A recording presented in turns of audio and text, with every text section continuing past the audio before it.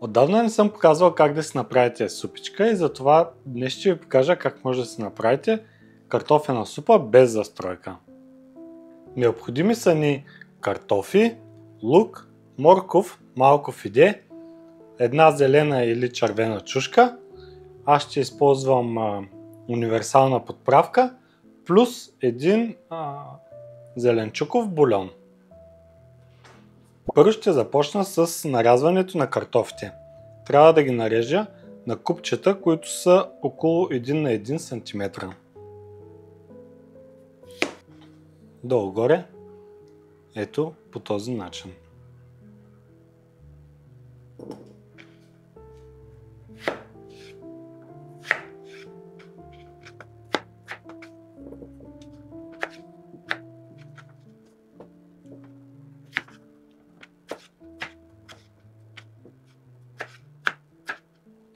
И последният картоф.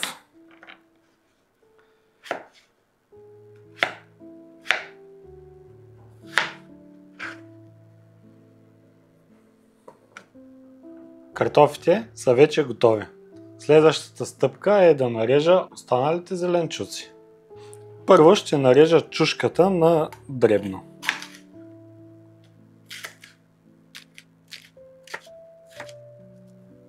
Първо я режа на лентички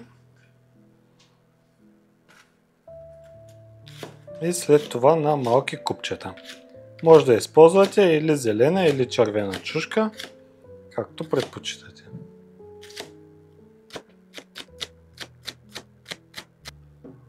Ще нарежа лука, но предварително го намокрих, за да не ми люти.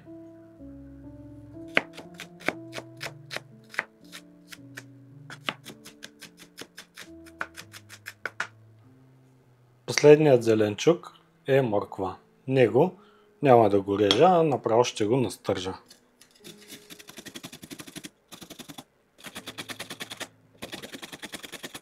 Готов съм с моркова и с това приключва подготовката на зеленчуците за картофената супа. Тук е момента да ви напомня, ако все още не сте се абонирали за нашия канал, може да го направите като натиснете бутончето абониране. А сега да преминаваме към същинското готвене. Първо, зеленчуците, лук, чушка и морков, ще ги запържа леко в тигана.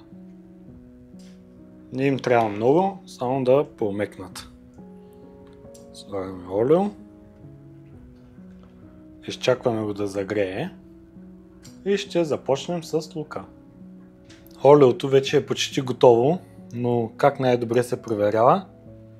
Вземате едно парченце лук и го пускате. Ако започне лукът веднага да се пържи, значи олиото е готово. В случая при мен не започна да се пържи веднага, така че ще изчакам още съвсем малко, преди да сложа и останалата част от лука. Време е да изпържа лука. Съвсем лекичко да се задуши и ще добавя и морковите. Лука лекичко се запържи и е време да добавя останалите зеленчуци. Слагам морковите и пипера.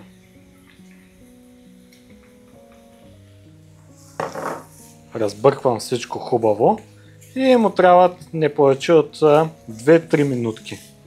Идеята е пипера и моркова да умекнат.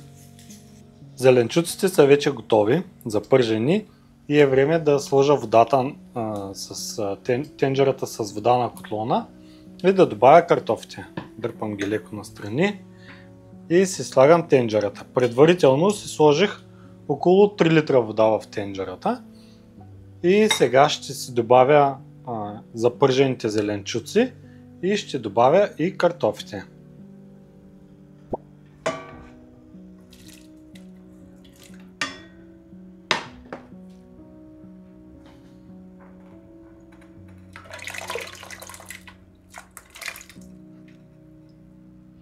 Ще изчакам леко водата да започне да ври, за да добавя и подправки.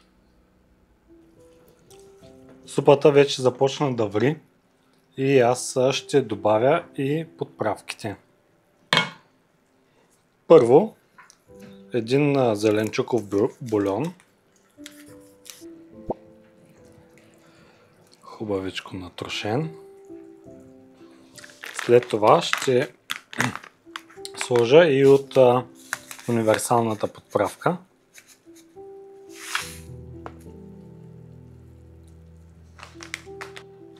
Разбира се, и малко черно пиперче.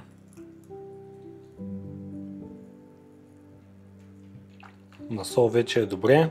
Всички подправки са сложени. И единственото, което остава е да се сварят картофите. Обикновено отнема около 30 на минути някъде, като към този момент може би около 10-15 от тях вече са минали. Ще изчакам да се сварят и след това ще продължим нататък. Картофите вече се свариха и е време да сложа и фидето, което трябва да се вари около 5-6 минути някъде. След като го сложите, е важно да разбъркате, за да не се сплъсти и оставяте супата да се довари последните 5-6 минути.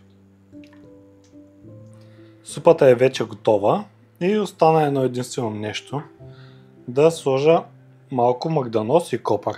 Ако имате пресен магданоз и копър, може да използвате. В случая моят е замразен.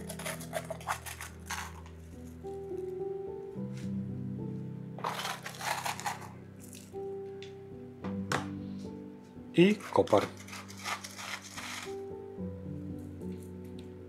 Остана само да си сипя една купичка и да пробвам супата. Оха е много хубаво, но аз все пак искам да я опитам. Време е за най-любимата ми част от готвенето, а именно да пробвам готовите гозби.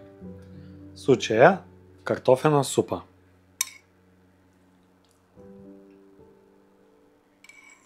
Супата е много вкусна. Картофите са се сварили перфектно.